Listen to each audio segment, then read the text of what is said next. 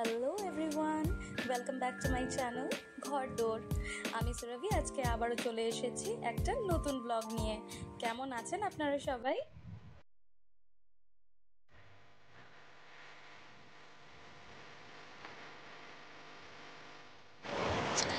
রানাকে আজকে নগাঁও চলে যেতে হলো।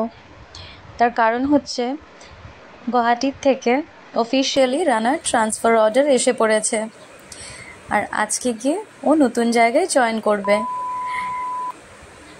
তবে একটা খুশির খবর কি জানেন? বাপের বাড়ির জায়গা থেকে সোজা চলে যাচ্ছি শ্বশুর বাড়ির জায়গায়, তার মানে নগাঁও। জানেন, মনে হচ্ছে সেই দিনই তো এসে রানা বলল যে সোনাই গুয়াহাটি ট্রান্সফার হয়েছে, প্যাকিং করো তাড়াতাড়ি। কী করে যে চোখের পলকে এই 4টে বছর কেটে গেল একদম বুঝতে পারলাম না। বাবার বাড়ির এতটা সামনে থাকতে পারলাম, কত আনন্দ করলাম, কত মজা করলাম, দুঃখ সুখ হাসি কান্না সব কিছু নিয়ে কি করে যে সময়টা পার হয়ে গেল। তার মাঝখানে এখানে এসে পেলাম বেদকে, আর এখন যাওয়ার সময়। রানাকে আগেই গিয়ে জয়েন করতে হবে নগাঁও অফিসে, তাইও আজই বের হয়ে পড়বে। আর আমি আর বেদ যাব পরে, আস্তে আস্তে সব কিছু প্যাকিং হয়ে গেলে তখন। মনে আছে আপনাদের সকলকে বলেছিলাম আমি যে রানা কোথাও বেরোনোর সময় বেদকে পুরো অ্যাপার্টমেন্টের 2টো রাউন্ড ঘোরাতেই হয়।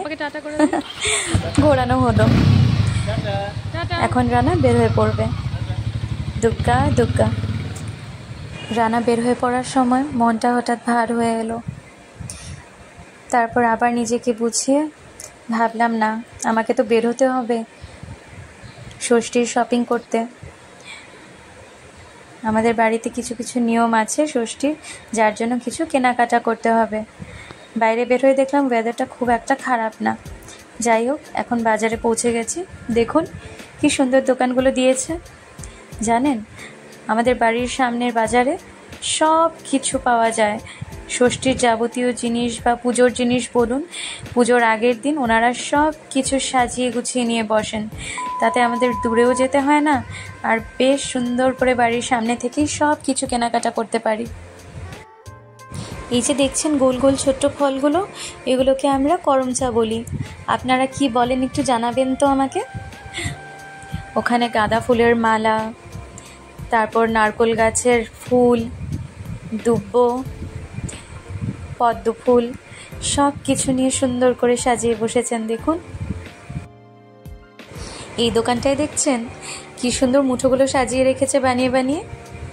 আসলে আজকাল তো সময়ের খুব অভাব সবার কাছে, অনেকেই সময় পান না বা ঠিকঠাক জানেন না কি করে মুঠো বানাতে হয়। তো ওনাদের এরকম রেডিমেড মুঠো পাওয়া গেলে খুব সুবিধে হয়। যাই হোক, আমি কিন্তু সব কিছু জিনিস আলাদা আলাদা করে কিনে নিয়েছি। আমি ঘরে গিয়ে নিজে হাতেই মুঠোটা রেডি করব।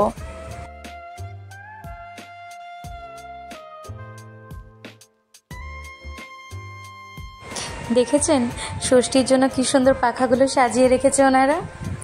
আমারও কিন্তু ইচ্ছে হচ্ছিল, তবে আমার শ্বশুর বাড়িতে পাখা দিয়ে ষষ্ঠী দেওয়ার নিয়ম নেই, আমরা দিই নারকেল গাছের খোলের মধ্যে সাজিয়ে।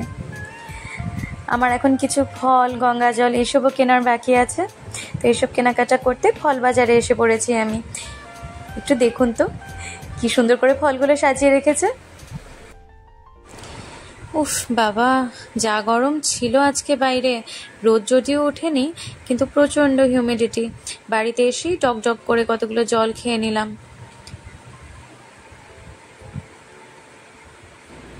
বিকেল হয়ে গেছে, এখন চলে যাচ্ছি আবার মায়ের কাছে।